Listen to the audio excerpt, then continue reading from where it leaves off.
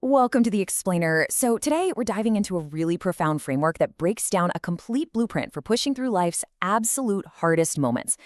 We hear surface level advice about positive thinking all the time, but what we're exploring today, it goes way deeper. We're looking at the actual anatomy of resilience. What does it really take to survive when the foundation cracks? How do we navigate those moments that literally threaten to break us?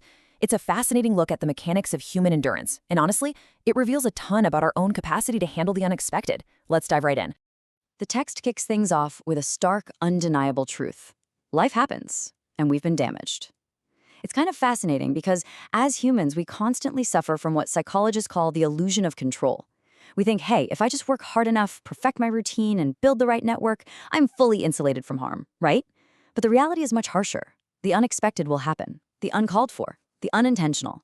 There are going to be moments when absolutely anything that can go wrong will go wrong, and real damage is inflicted. Recognizing this isn't pessimistic at all. It's basically the universal baseline of the human experience. We have to accept the damage before we can ever hope to process it. And that damage, well, it takes a lot of different forms. Maybe it's staring at a bank account that is screaming that you're flat broke, or navigating the sudden, devastating collapse of a business you poured your absolute soul into. It could be a broken heart or a terrifying physical illness. What's really wild here is the science behind it. Neurological studies show that acute emotional pain, like a brutal rejection or a massive failure, actually lights up the exact same regions in our brain as physical injury. So when the source points out that these realities break us mentally, emotionally, and spiritually, it's not just poetry. These breaks are profoundly real, and they inevitably leave a permanent mark on us. But here is the absolute core thesis of what we're looking at today. That mark, it doesn't have a predetermined meaning. It can be a mark of defeat, or it can be a mark of victory. In psychology, there's this concept known as cognitive reappraisal, which is right on the money with what the source is saying here. It insists that it isn't actually what you go through that determines where you end up. Instead, it's staying with the breaking that produces the blessing. It's entirely about what you actively choose to let that mark represent. You can let that scar tell a story of how you were beaten, or you can let it tell the story of what you survived. Now, when that damage first hits, you don't just stand still. You find yourself thrust into this weird liminal space, a valley. It's that messy, disorienting middle ground, right after your world has fallen apart, but just before you figured out how to put it back together. And right there, in this space, you're caught directly between two entirely different voices echoing in your head. This is the ultimate crossroads of resilience. Every single time you break, you're forced into this valley, and you have to navigate the space between these two competing narratives that are actively trying to dictate your future. On one side, you've got the voice of defeat. It's urging worry, grumbling, and blame. And frankly, our brains are biologically wired to listen to this side. It's called the negativity bias. We are evolutionarily primed to fixate on threats to protect ourselves. But on the other side, you have the voice of victory, offering wisdom, gratitude, and faith. The text warns us that the final outcome of your breaking point depends entirely on who you listen to right here. When everything falls apart, it's not just a passive experience where life happens to you. No, it is a highly active choice where you literally have to override your default wiring and intentionally tune into wisdom and faith. Because if you can tune in to that right voice, the break completely ceases to be just a tragedy. The source frames it as an incredible, vital opportunity.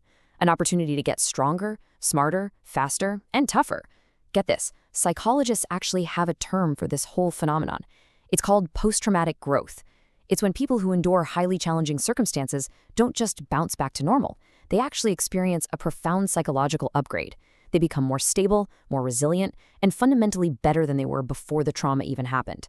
The break itself becomes the very mechanism for your growth, as long as you engage with it the right way. But to access that upgrade, you really have to answer one absolutely critical question. What is your reason to keep going? According to our source material, finding this deeply personal why is the ultimate catalyst for endurance. It totally mirrors the famous observations of Viktor Frankl, the psychiatrist who survived the concentration camps. He noted that those who had a clear why to live for could bear almost any how. Maybe your reason is your family, your community, or just the fierce conviction that your story isn't finished yet. If you can clearly articulate that reason, you immediately unlock this hidden reservoir of strength you're going to need to survive the valley. Tragedy and trials come to everybody. Only the strong survive. Okay, I know that sounds a little harsh on the surface, right? But the source actually wraps this up in a deeply empowering truth. It argues that literally every single human being possesses the latent strength required to be one of those survivors. The strength we're talking about isn't some rare genetic trait gifted to a lucky few. It is a learned behavioral response. Every human has what it takes to get past whatever they're going through, provided they actively decide to push through it. The fight isn't over when tragedy strikes. Honestly, the real fight is just beginning. The most fascinating part about all of this is what the text says you don't need to win this fight. You don't need a PhD in resilience, you don't need endless bank accounts, and you don't even necessarily need immediate outside support.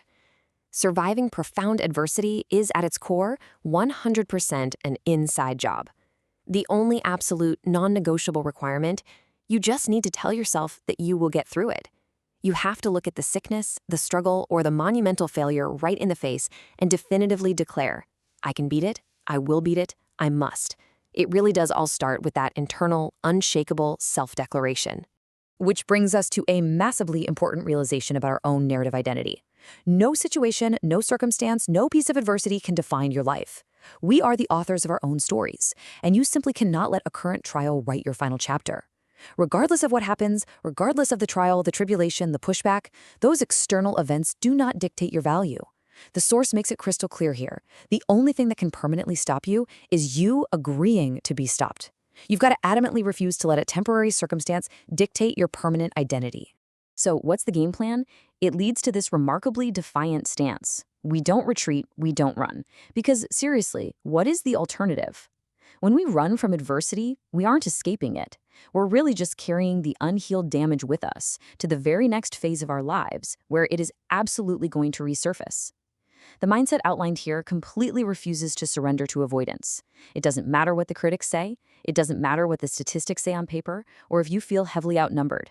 The mentality is to plant your feet, face the storm head-on, and live or die by the principles you stand for. And that refusal to retreat, it applies across every conceivable area of the human experience.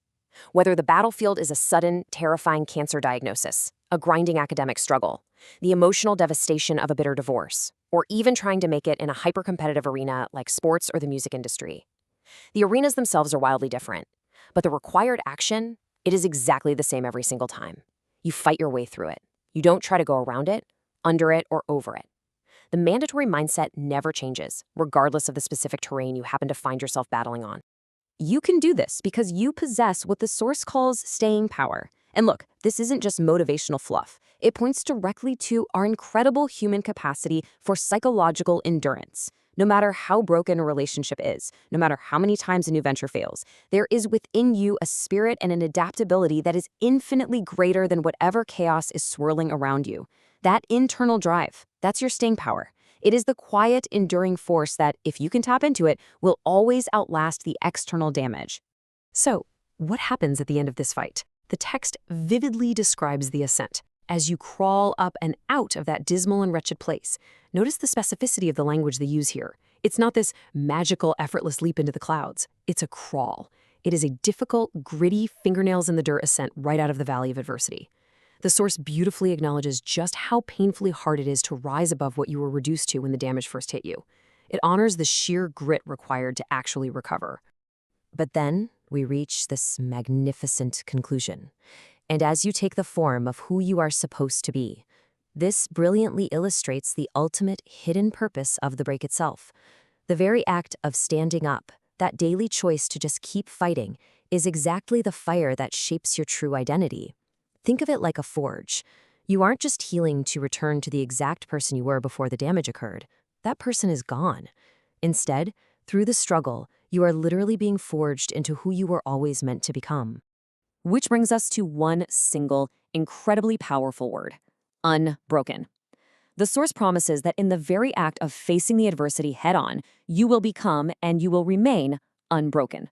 Not because you magically avoided the damage, we've already established that's literally impossible, but because your deliberate choice to fight through the breaks ensured your permanent, ultimate victory over them. The scars become proof of endurance, not defeat.